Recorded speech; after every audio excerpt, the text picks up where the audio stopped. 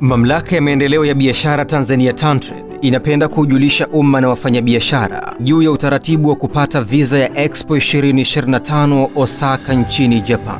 Hatua ya kwanza, muombaji atume barua ya maombi TanTrade kuomba visa, huku ikiambatanishwa na jina au majina ya wanaotaka visa. Hatua ya pili, maombi yaambatanishwe na taarifa zifuatazo: A. Jina au majina kamili kama inavyoonekana kwenye pasi ya kusafiria. B. Wadhifa wa muombaji. C. Namba ya pasi ya kusafiria. D. Tarehe ya mwanzo na mwisho wa matumizi ya pasi ya kusafiria. Lazima ibakishe angalau miezi 6 kabla ya kumalizika muda wake. E. Tarehe ya safari na muda wa kukaa kwenye maonesho.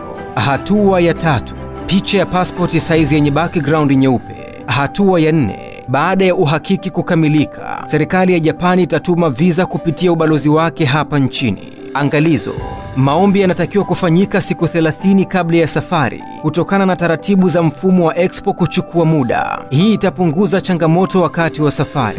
Gharama za ushiriki: kila taasisi itagharamia ushiriki wake katika maonesho ya Expo 2025 Osaka. Gharama hizo zitajumuisha usafiri, yani tiketi ya ndege, malazi na usafiri wa ndani nchini Japan. Kwa mawasiliano zaidi, tupigie simu nambari 0733 002 014 au tembelea tovuti yetu ya www.tantrade.go.tz.